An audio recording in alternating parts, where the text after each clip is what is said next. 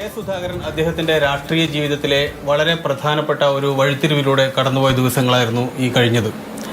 അദ്ദേഹത്തിന് ഒരുപക്ഷെ നമ്മളോട് കുറേ കൂടി കാര്യങ്ങൾ പറയാനുണ്ടാകുമെന്നാണ് കരുതുന്നത്. ഡൽഹിയിൽ എന്താണ് സുധാകരൻ സംഭവിച്ചത്? ഡൽഹിയിൽ അങ്ങനെ ഒന്നും സംഭവിക്കാൻ പാടില്ലാത്ത ഒന്നും സംഭവിച്ചിട്ടില്ല. ഞങ്ങൾ അവിടെ എല്ലാ ദിവസവും അവിടെ നമ്മുടെ നേതാക്കന്മാരെ പോയി കണ്ടിട്ടുണ്ട്. ആരും തടസ്സമൊന്നും പറഞ്ഞിട്ടില്ല. പക്ഷേ ഒരു സാധാരണഗതിയിൽ ഉള്ള ഒരു ചെറിയ ചിട്ടവട്ടങ്ങൾ, ആ ചിട്ടവട്ടങ്ങൾ ചെയ്യുമ്പോൾ നമുക്കൊരു ബ്ലോക്കിംഗ് വന്നിട്ടുണ്ട്. മത്സരിക്കണം എന്ന് സുധാകരൻ വാശി പിടിക്കാൻ എന്താണ് ഒരു കാരണം? അല്ല, മത്സരിക്കണം എന്ന് എനിക്ക് വേറൊന്നും ഉണ്ടായിട്ടൊന്നുമല്ല. എനിക്കൊന്ന് ഇവിടുത്തെ ഒരു അസംബ്ലിയിൽ മത്സരിക്കണം എന്നൊരു ധാരണ വന്നപ്പം അതിന് ഒരു പ്രത്യേകതയുണ്ട്. അസംബ്ലിയിലേക്ക് കടന്നു വരിക എന്ന് പറയുന്നത്, അസംബ്ലി എന്ന് പറയുന്നത് ഒരു ലോക്കൽ ബോഡിയാണ്. ആ ലോക്കൽ ബോഡിയിൽ നമുക്കൊരു അംഗത്വം കിട്ടുക എന്ന് പറയുന്നത് എനിക്ക് വളരെ സന്തോഷമുള്ളൊരു കാര്യമാണ്. അതുപോലെ പാർലമെന്റ് പോകുന്നതിനേക്കാൾ എത്രയോ ഇരട്ടി എനിക്ക് സന്തോഷമുള്ളതാണ് ഈ അസംബ്ലിയിനകത്തിരിക്കുക എന്നുള്ളത്. അപ്പം അത് നമ്മുടെ നാട്ടിൽ അസംബ്ലിയിൽ പോയി അസംബ്ലിയിലുള്ള മെമ്പർമാരുമായി സഹകരിച്ച് നമ്മൾ കുറേ കാര്യങ്ങളൊക്കെ ഉണ്ടാക്കുക, അതാണ് എൻ്റെ ലക്ഷ്യം. അപ്പം ഞാനിത് അസംബ്ലിയിൽ പോകണം എന്ന് പറയുന്നത് തന്നെ എനിക്ക് പ്രാദേശിക തലത്തിലെ പ്രശ്നങ്ങൾ ഡീൽ ചെയ്യാൻ വേണ്ടിയാണ്. അല്ലാതെ അതിന് വേറെ ഒരു ലക്ഷ്യവുമില്ല. ഭരണം കിട്ടും എന്ന് ഏതാണ്ട് ഒരു ഉറപ്പുള്ള സാഹചര്യത്തിലാണ്. അപ്പൊ അങ്ങനെയാണെങ്കിൽ ഒരു മന്ത്രിയാകാം, ഒരു മന്ത്രിയാകാം. അതല്ലെങ്കിൽ മന്ത്രിയാകേണ്ട കാര്യവുമില്ല. പക്ഷെ മന്ത്രിയാവുന്നത് നമ്മുടെ നാട്ടിലെ ജനങ്ങൾക്ക് എന്തെങ്കിലും ചെയ്തു കൊടുക്കാൻ സാധിക്കുന്ന ഒരു ഡയറക്റ്റ് സർവീസ് അതിനകത്തുണ്ട് എന്നുള്ളതാണ് അതിന്റെ ഞാൻ കാണുന്ന മെച്ചം. പക്ഷെ ചർച്ച വന്നപ്പോൾ 12 തവണ മത്സരിച്ചു, 13ാമത്തെ തവണയും മത്സരിക്കാൻ പോകുന്ന ഒരാളാണ് കെ സുധാകരൻ. അതങ്ങനെ ഒരു പ്രചരണം വന്നു. മത്സരിച്ച ശരിയാണ്, ഇല്ല എന്ന് പറയുന്നില്ല, മത്സരിച്ചിരുന്നു. പക്ഷെ അത് എത്ര 12 തവണ ഉണ്ടോ എന്നുള്ളത് എനിക്കറിയില്ല, ഞാൻ എണ്ണിയിട്ടില്ല. പക്ഷെ അങ്ങനെ അവര് കളവൊന്നും അറിയില്ലല്ലോ. അത് അവർ പറയുന്നത് വിശ്വസിച്ചിരിക്കുന്നു, ഞാൻ വിശ്വസിച്ചു. പക്ഷെ അതൊരു വലിയൊരു ഉത്തരവാദിത്വമൊന്നും ഞാൻ നോക്കിയിട്ടില്ല, കണ്ടില്ല. എനിക്ക് തോന്നിയത്, ഞാൻ അവിടെ ഇത് പോയി കണ്ട് സംസാരിച്ച് നമ്മൾ ഒരു നാടൻ വിഷയങ്ങളുമായി പൊരുത്തപ്പെട്ടു പോകാൻ സാധിക്കുന്ന ഇടത്തേക്ക് ഞാൻ എത്തി. പ്രാദേശിക തലങ്ങളിലുള്ള എല്ലാ പ്രശ്നങ്ങളുണ്ട്. എല്ലാ പ്രശ്നങ്ങളൊക്കെ സാധാരണക്കാരന്റെ പ്രശ്നങ്ങളാണ്. ആ പ്രശ്നങ്ങൾ ഡീൽ ചെയ്യാൻ സാധിക്കുന്ന ഒരു സന്ദർഭമായി ഞാൻ ആ സന്ദർഭത്തെ നോക്കിക്കണ്ടു. അതിലാണ് എനിക്ക് ഏറ്റവും വലിയ താല്പര്യം. പക്ഷേ എന്തുകൊണ്ടോ ഒന്നും അറിയില്ല, കെ സുധാകരൻ മത്സരിക്കേണ്ടതില്ല എന്നാണ് ഹൈക്കമാൻഡ്. അല്ലെങ്കിൽ അതെ, ഹൈക്കമാൻഡ് എന്നല്ല, ഹൈക്കമാൻഡ് മാത്രമല്ല, അതിനകത്ത് ഇലക്ഷൻ കമ്മിറ്റിയിലെ ആളുകളൊക്കെ പറഞ്ഞു. അത് എന്താന്ന് അവരങ്ങനെ പറയാൻ കാരണം എന്ന് എനിക്കറിയില്ല. ഞാനത് അവരുടെയൊക്കെ ഞാൻ പോയി പലതവണ സംസാരിച്ചതാണ്. ഞാൻ എല്ലാവരോടും സംസാരിച്ചിട്ടുണ്ട്, ഖാർഗെയോടും സംസാരിച്ചിട്ടുണ്ട്. ഖാർഗെ എന്നെ അവസാനം വരുമ്പോ ഞാൻ വരാൻ പോന്നു ഡൽഹിയിൽ നിന്ന്. വരുമ്പം എനിക്ക് അദ്ദേഹത്തിന്റെ ഫോൺ വന്നു. അദ്ദേഹം ബാംഗ്ലൂരിൽ നിന്നാണ് വിളിച്ചത്. എന്നോട് പറഞ്ഞു, Sudhakarji you come and when are you coming back? ഞാൻ പറഞ്ഞു, ഞാനിങ്ങനെ after few days and after that after arriving here you come and meet me, we have to discuss എന്ന് പറഞ്ഞിട്ട് എന്നെ വിട്ടത്. അത്രമാത്രം ബന്ധം. അതുപോലെ തന്നെ രാഹുൽ ഗാന്ധിയോട് ഞാൻ ആദ്യമായിട്ടാണ് ഞാൻ പറയുന്നത്, ഇങ്ങനെ ഒരു വിഷയത്തിലാണ് എനിക്ക് താല്പര്യം. അപ്പൊ അയാൾ പറഞ്ഞു, യെസ് യു ഗോ അഹെഡ്. ഒരു തരത്തിലും അതിനെക്കുറിച്ചിട്ട് ഒരു മൈനസ് പോയിന്റ് ഇല്ലാതെ, ഒരു ബ്ലോക്ക് ഇല്ലാതെ അവർ എല്ലാവരും എനിക്ക് സമ്മതം തന്നിട്ടുണ്ട്. ആരൊക്കെയോ പരാതി കൊടുത്തത് കൊണ്ട് ആ പരാതിന്റെ പുറത്താണ് ഈ ബ്ലോക്കിംഗ് ഒക്കെ വന്നത്. മനസ്സിലായില്ലേ? അതിന്റെ പുറകിലുള്ള ആളെ എനിക്കറിയാം. പക്ഷെ ഞാനത് പരസ്യമായിട്ടൊന്നും പറയുന്നില്ല എവിടെയും. അത് അത്രയും അതിനകത്ത് കാര്യമുള്ളൂ. പക്ഷേ പിന്നീട് വന്ന വാർത്തകളാണ് വളരെ വലിയ രീതിയിൽ വാർത്തകൾ വന്നത്. കെ സുധാകരൻ സ്വതന്ത്രനായി മത്സരിക്കും, 15 മണ്ഡലങ്ങളിൽ ആൾക്കാരെ നിർത്തും എന്നൊക്കെ പറഞ്ഞ് പിന്നെയും അതിനോട് വാർത്ത. ആരാണ് യഥാർത്ഥത്തിൽ അത്തരം കാര്യങ്ങൾക്ക്? അതെനിക്കറിയില്ല, ആരുണ്ടാക്കിയ വാർത്തയാണെന്ന് എനിക്കറിയില്ല. പക്ഷെ അങ്ങനെ ഒരു വാർത്ത വന്നിട്ടുണ്ട്. അതിലൊന്നും വസ്തുതയില്ലാത്ത വാർത്തകളാണെന്നൊക്കെ. അതൊരു വിഷമിപ്പിച്ചോ ഇത്രയും? പിന്നെ ഒരുപാട് വിഷമിപ്പിച്ചല്ലോ. ഈക്വലൻ ടു അപവാദ പ്രചരണം. ശരിക്കും ഈ പിണറായി വിജയനുമായിട്ടുള്ള ശത്രുത ഇങ്ങനെ തുടർന്ന് പോകേണ്ട ഒന്നാണോ? നമുക്ക് ഏതെങ്കിലും രീതിയിൽ അവസാനിപ്പിക്കാൻ കഴിയുന്നതാണോ? അത് മാത്രമല്ല, താങ്കൾ കഴിഞ്ഞ ദിവസം എടുത്ത തീരുമാനത്തെ പിണറായി പുകഴ്ത്തുകയാണ് ചെയ്തത്. നല്ല തീരുമാനം എന്നാണ് പറഞ്ഞിട്ടുള്ളത്. പിണറായി വിജയന്റെ അഭിപ്രായത്തിൽ ഞാൻ 100% നെഞ്ചിലേറ്റുന്നു. അല്ല, അങ്ങനെയുണ്ടല്ലോ. അത് അദ്ദേഹം പറഞ്ഞതുകൊണ്ട്, പിണറായി വിജയൻ പറഞ്ഞതുകൊണ്ട് അത് ശരിയല്ല എന്ന് പറയുന്നതിൽ അർത്ഥമില്ലല്ലോ. ഒരു യാഥാർത്ഥ്യമാണ് അദ്ദേഹം പറഞ്ഞത്. ആ യാഥാർത്ഥ്യം എനിക്ക് ബാധിക്കുന്നതുകൊണ്ട് തന്നെ എനിക്കത് സീരിയസ് ആയി എനിക്കത് എഫക്ട് ചെയ്തിട്ടുണ്ട്. അപ്പൊ സ്വാഭാവികമായും എനിക്ക് നല്ല ഒരു പ്രോത്സാഹനമാണ് പിണറായിയുടെ കയ്യിൽ നിന്ന് കിട്ടിയത് എന്നാണ് ഞാൻ കരുതുന്നത്. നമ്മളൊന്നും സംസാരിക്കാറൊന്നുമില്ല, പക്ഷേ എവിടെയെങ്കിലും ഉണ്ടെങ്കിൽ നമുക്ക് സംസാരിക്കാം. കണ്ണൂരിൽ കെ സുധാകരൻ വേറെ സ്ഥാനാർത്ഥികളുടെ പേര് പറയുന്നു, ആ പേര് അംഗീകാരം കിട്ടിയില്ല എന്ന് പറയുന്നു. അങ്ങനെ പേരുകൾ പറയുന്നുണ്ടോ? ഇല്ല, അങ്ങനെ ഞാൻ പേരൊന്നും പറഞ്ഞിട്ടില്ല. അങ്ങനെ വേറൊന്നും പറഞ്ഞിട്ടില്ല. റിജിൽ മാക്കുറ്റിയുടെ പേര് പറഞ്ഞു എന്നൊക്കെയാണ്. ഇല്ല, റിജിൽ മാക്കുറ്റിയെ ഒന്ന് പ്രൊജക്ട് ചെയ്യണം എന്നുണ്ടായിരുന്നു എനിക്ക്. അതിനുവേണ്ടി ഞാൻ ഒരു അറ്റംപ്റ്റ് നടത്തിയിട്ടുണ്ട്, പക്ഷെ അതിന് സാധിച്ചിട്ടില്ല. അവരത് കേൾക്കാത്തോണ്ടാണോ? അല്ല, അവര് കേൾക്കാത്തോണ്ടല്ല, അതിനകത്ത് സാന്ദർഭികമായി അവിടെ ചാൻസ് കുറവായിരുന്നു. KPCC പ്രസിഡന്റ് പദവിയിൽ നിന്ന് മാറ്റുമ്പോൾ താങ്കൾക്ക് ഏതെങ്കിലും രീതിയിൽ ഓഫർ ഉണ്ടായിരുന്നു? അതായത് ഈ കണ്ണൂർ അസംബ്ലി മണ്ഡലത്തിൽ മത്സരിപ്പിക്കാം എന്നത്, അത്തരത്തിലുള്ള എന്തെങ്കിലും ഒരു ഓഫർ ഉണ്ടായിട്ടില്ല. പക്ഷെ അത് മാറ്റുമ്പോൾ ഓഫറൊന്നും ഉണ്ടായിട്ടില്ല. പക്ഷെ അതിന് ശേഷം അവര് ഒരു ഓഫറൊക്കെ തന്നിരുന്നു. അത് എന്താ വേണ്ടത് ചെയ്യാ എന്നൊക്കെ പറഞ്ഞിട്ടുണ്ടായിരുന്നു. പക്ഷെ അതൊന്നും പാലിച്ചില്ല. ഇത്രയും വലിയ സീനിയർ നേതാക്കന്മാരൊക്കെ ഉണ്ടായിട്ട് അതിനുള്ളൊരു പരിഹാരം ഉണ്ടാകില്ല. പിന്നെ അതിന്റെ മേലെ പറഞ്ഞ് തെറ്റിപ്പോകുന്നതിന് എനിക്ക് താല്പര്യവുമില്ല.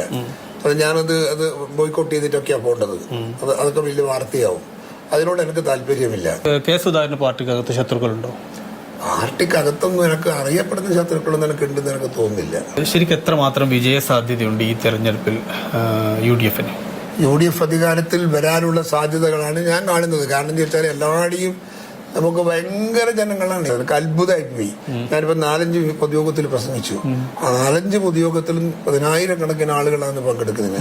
ആ ഘടകം ഉണ്ടായിട്ട് പോലും നമുക്കിത് ഓവർകം ചെയ്ത് പോകാൻ കഴിയുന്നില്ല എന്നുള്ളതിൽ ആണ് നമുക്ക് ദുഃഖം. ഈ സാഹചര്യം മുതലെടുക്കാൻ കഴിയുന്നില്ല എന്നുള്ളതാണോ? അതാണ് സത്യം.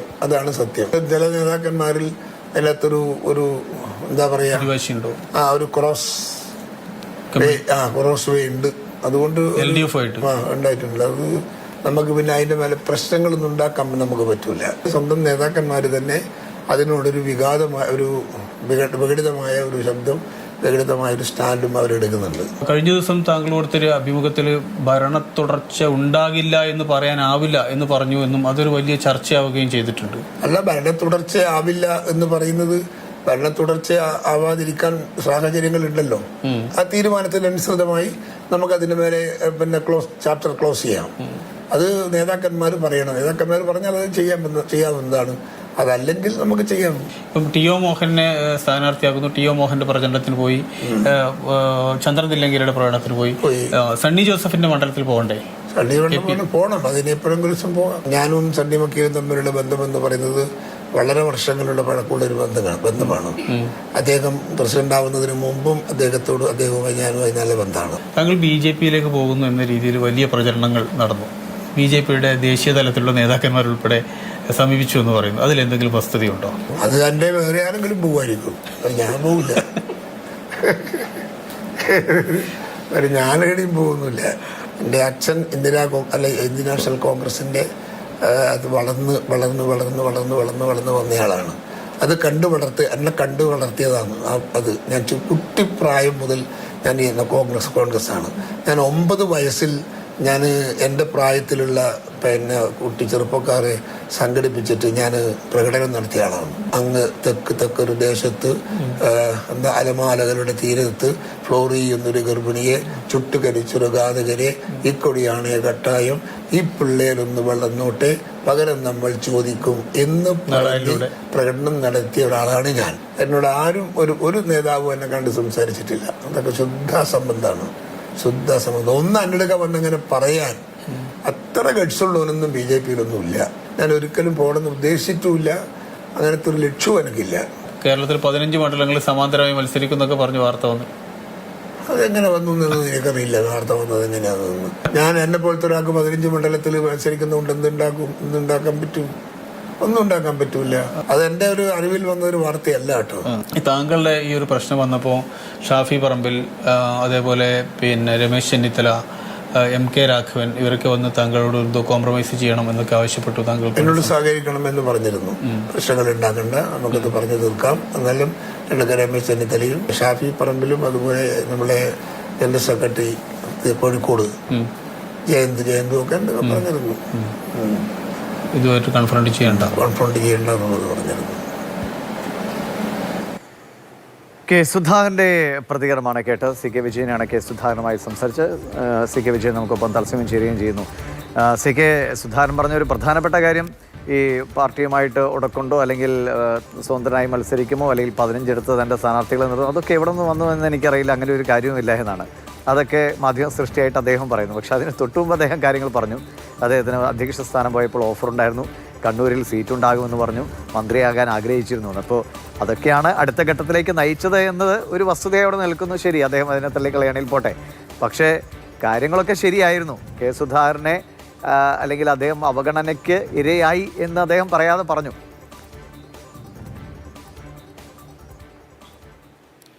തീർച്ചയായും ദിവീഷ്, അദ്ദേഹം പറഞ്ഞതിൻ്റെ ഏറ്റവും പ്രധാനപ്പെട്ട കാര്യം അദ്ദേഹത്തിന് അങ്ങേയറ്റത്തെ വിഷമമുണ്ടായി ഈ കാര്യങ്ങൾ എന്നാണ്. തന്നെ പോലെ ഒരു മുതിർന്ന നേതാവിന് അർഹിക്കുന്ന ഒരു പരിഗണന അവിടെ ലഭിച്ചില്ല. മാത്രമല്ല, KPCC പ്രസിഡന്റ് സ്ഥാനത്ത് നിന്നും നീക്കം ചെയ്തതിന് ശേഷം, ആ സമയത്തല്ല അതിനുശേഷം നേതാക്കന്മാർ അദ്ദേഹത്തിന് കണ്ണൂരിലൊരു സീറ്റ് ഉറപ്പ് കൊടുത്തിരുന്നു. ആ ഉറപ്പ് എന്തുകൊണ്ടോ ഇപ്പോൾ പാലിക്കപ്പെട്ടില്ല എന്നാണ് അദ്ദേഹം പറയുന്നത്. അതിനുവേണ്ടി ഒരു മുതിർന്ന നേതാവ് കൂടി കഴിഞ്ഞ ദിവസം ഇടപെട്ടു. പക്ഷേ എന്നിട്ടും പ്രയോജനമുണ്ടായിട്ടില്ല. ചില ആൾക്കാർ അതിൽ പരാതിപ്പെട്ടു. തനിക്ക് കണ്ണൂരിൽ സീറ്റ് നൽകരുത് എന്ന് പറഞ്ഞ് പരാതിയായി ഈ കമ്മിറ്റിക്ക് മുമ്പാകെ കൊണ്ടുപോയി. അതായത് ഇലക്ഷൻ കമ്മിറ്റിക്കും അതോടൊപ്പം തന്നെ ഹൈക്കമാൻഡിന് മുന്നിൽ പരാതിയായിട്ട് വന്നു. അത് ആരൊക്കെയാണ് ചെയ്തത് എന്ന കാര്യം തനിക്ക് കൃത്യമായിട്ട് അറിയാം. എന്താണ് പരാതി പോയത് എന്നും അറിയാം. പക്ഷേ ഈ ഒരു സാഹചര്യത്തിൽ ഞാൻ അത് ആരാണ് ചെയ്തത് എന്ന കാര്യം വെളിപ്പെടുത്തുന്നില്ല. അതെൻ്റെ അച്ചടക്കമാണ്, അല്ലെങ്കിൽ സംഘടനാപരമായ ഒരു കാര്യമാണ്. അതുകൊണ്ട് ഞാനത് പുറത്തു പറയുന്നില്ല എന്ന് മാത്രമാണ്. ഏതായാലും വലിയ വിഷമം ഉണ്ടാക്കിയിട്ടുണ്ട് ഈ കാര്യം. പ്രത്യേകിച്ചും ഈ സാഹചര്യത്തിൽ, ഇത്തരത്തിലൊരു തെരഞ്ഞെടുപ്പൊക്കെ അടുത്തു നിൽക്കുന്ന ഒരു സാഹചര്യത്തിൽ. അതുമാത്രമല്ല, താൻ റിജിൽ മാക്കുറ്റിയുടെ പേര് പ്രൊജക്റ്റ് ചെയ്യുന്നതിന് വേണ്ടി ശ്രമിച്ചിരുന്നു. പക്ഷേ അതും അംഗീകരിച്ചില്ല. ഒരു ഘട്ടം കഴിഞ്ഞപ്പോൾ എനിക്ക് തികഞ്ഞ അവഗണനയാണ് ഉണ്ടായത്. പക്ഷേ ആ അവഗണന മുതിർന്ന നേതാക്കന്മാരുടെ മുഖത്ത് നോക്കി മുഖം കറുപ്പിച്ച് എനിക്ക് പറയാൻ കഴിയില്ല. അതെൻ്റെ ഒരു ദൗർബല്യമാണ്. അതുകൊണ്ട് ഞാനത് ആ കാര്യം ചെയ്തിട്ടില്ല. മല്ലികാർജ്ജുന ഖാർഗെ ആയാലും അതോടൊപ്പം തന്നെ രാഹുൽ ഗാന്ധി ആയാലും തന്നോട് അനുഭാവപൂർണ്ണമാണ് പെരുമാറിയത്. അവസാനം ഡൽഹിയിൽ നിന്ന് വരുമ്പോൾ ഖാർഗെ വിളിച്ചിരുന്നു. അടുത്ത തവണ വരുമ്പോൾ കാണണം, എപ്പോഴാണ് വരുന്നത് എന്ന് ചോദിച്ചു. വരുമ്പോൾ കാണണം എന്നും തങ്ങളുടെ കാര്യം ചർച്ച ചെയ്യാമെന്നും അദ്ദേഹം ഉറപ്പ് നൽകിയിട്ടുണ്ട്. രാഹുൽ ഗാന്ധിക്ക് മുന്നിൽ പറഞ്ഞപ്പോഴും അദ്ദേഹം ഗോ എഹെഡ് എന്നായിരുന്നു പറഞ്ഞത്. തുടങ്ങിയ കാര്യങ്ങളാണ് അദ്ദേഹം ഈ അഭിമുഖത്തിൽ നമ്മളോട് പങ്കുവെച്ചത്. എല്ലാറ്റിൻ്റെയും ചുരുക്കം, തനിക്ക് അങ്ങേയറ്റത്തെ മാനസികമായ പ്രയാസമുണ്ടാക്കി. ഒന്ന്, താൻ ആഗ്രഹിച്ചതോ താൻ ആവശ്യപ്പെട്ടതുമായ കാര്യം തന്നില്ല, പകരം താൻ BJP-യിലേക്ക് പോകുന്നു. ക്ലിയറായി എല്ലാം ഓക്കെ ആയി, എല്ലാവരുമായിട്ട് സംസാരിച്ച് മുന്നോട്ട് പോകുന്നു എന്ന് പറയുമ്പോൾ അദ്ദേഹം അനുഭവിച്ച അല്ലെങ്കിൽ അദ്ദേഹത്തിൻ്റെ ആ വിഷമങ്ങൾ അവിടെ എങ്ങനെ നിൽക്കുന്നുണ്ട്. അപ്പോൾ ഒരു തെരഞ്ഞെടുപ്പിലേക്ക് വരുമ്പോൾ അദ്ദേഹം പറയുന്നുണ്ട് ആരാണ് തനിക്കെതിരെ പ്രവർത്തിച്ചതെന്ന് അറിയാൻ, പേര് പറയുന്നില്ല എന്ന് പറയുന്നു. അച്ചടക്കത്തിൻ്റെ പക്ഷേ തനിക്കെതിരെ പാർട്ടിയിൽ നിന്ന് അങ്ങനെ ശക്തമായ ഒരു ഇടപെടൽ ഉണ്ടായി എന്ന് അദ്ദേഹം വ്യക്തമാക്കുകയാണ്. അത് തന്നെ അണികൾക്കിടയിലും അല്ലെങ്കിൽ പ്രവർത്തകർക്കിടയിലും ഒക്കെ ഒരു വിശ്വാസക്കുറവ് പലരിലേക്കും അത് നീളാനുള്ള സാധ്യതയില്ലേ, പ്രത്യേകിച്ച് ഈ തെരഞ്ഞെടുപ്പ് ഇങ്ങനെ കൊടുമ്പിരി കൊണ്ട് നിൽക്കുമ്പോൾ? പക്ഷെ അദ്ദേഹം പറയുന്നൊരു കാര്യം, താൻ എന്തായാലും കോൺഗ്രസിനകത്ത് തന്നെ തുടരും. ഇതൊരു വിഭാഗീയത ഉണ്ടാക്കാൻ വേണ്ടിയോ അല്ലെങ്കിൽ തൻ്റെ പക്ഷത്തുള്ള ആൾക്കാരെ ഏതെങ്കിലും രീതിയിൽ ഏകോപിപ്പിക്കാൻ വേണ്ടിയോ ഉള്ള ഒരു ശ്രമമല്ല. പകരം തനിക്ക് പറയാനുള്ളത് തൻ്റെ ഘടകങ്ങളിൽ പറഞ്ഞു. ആ ഘടകങ്ങളിൽ എനിക്ക് അർഹിക്കുന്ന പ്രാധാന്യം കിട്ടിയില്ല. ഒന്ന്, പ്രായമാണ് അതിന് ഘടകമായി ഇവർ ഉന്നയിക്കുന്നത്. പക്ഷേ തന്നെക്കാളും പ്രായമുള്ള എത്രയോ പേർ ഇപ്പോഴും ഈ പാർട്ടിക്കകത്തുണ്ട്. അവർ നിർണായകമായ പദവികളിലുണ്ട്. പ്രായം ഒന്നും യഥാർത്ഥത്തിൽ ഇത്തരം കാര്യങ്ങളിൽ ഒരു വിഷയമാക്കേണ്ടതില്ല എന്ന് നേതാക്കന്മാർക്ക് തന്നെ അറിയാം. പക്ഷേ തനിക്കെതിരെ ഇവിടെ നിന്നും പോയ പരാതികളാണ് ഈ പ്രശ്നങ്ങൾക്കെല്ലാം കാരണം എന്ന് അദ്ദേഹം എടുത്തു പറയുന്നുണ്ട്. ശരി ശരി സി കെ വിജയനാണ് കെ സുധാകരനുമായി സംസാരിച്ച് അദ്ദേഹം പറഞ്ഞ കാര്യങ്ങളെ വിശദീകരിക്കുകയായിരുന്നു. സി കെ വിജയൻ അദ്ദേഹത്തിന് സീറ്റ് നൽകുമെന്ന് ഉറപ്പ് പറഞ്ഞിരുന്നു. നേതൃത്വം ആ വാഗ്ദാനം പാലിച്ചില്ല. തനിക്കതിൽ വിഷമമുണ്ട്. പക്ഷേ പിന്നീട് വന്ന അല്ലെങ്കിൽ പാർട്ടി വിടും, തൻ്റെ ഭാഗത്തു നിന്നുള്ള ആളുകൾ 15 ഇടങ്ങളിൽ മത്സരിക്കും, അതൊക്കെ തെറ്റായ വാർത്തകളാണ് എന്നാണ് കെ സുധാകരൻ പറഞ്ഞത്. തനിക്ക് വിഷമമുണ്ടായി എന്നത് നേരാണ്. അതായത് KPCC അധ്യക്ഷ സ്ഥാനത്ത് നിന്ന് മാറ്റിയപ്പോൾ ഒരു ഓഫർ ഉണ്ടായിരുന്നു എന്നതാണ്. പക്ഷേ പാർട്ടിയെ പ്രതിസന്ധിയിലാക്കുന്ന ഒരു നിലപാടിലേക്ക് പോകുന്നില്ല എന്നാണ്. പക്ഷേ ഈ ഒരു പരിഭവങ്ങളൊക്കെ തുറന്നു പറയുമ്പോൾ തന്നെ അത് ഏതെങ്കിലും വിധത്തിൽ പ്രതിസന്ധി ഉണ്ടാക്കുമോ എന്നറിയില്ല. പക്ഷേ അദ്ദേഹം അതിൽ നിന്നൊക്കെ പിൻവാങ്ങുന്നു തൽക്കാലം. ഇതാണ് കെ സുധാകരന് പറയാനുള്ളത്. സി കെ വിജയനുമായിട്ടാണ് അദ്ദേഹം സംസാരിച്ചത്.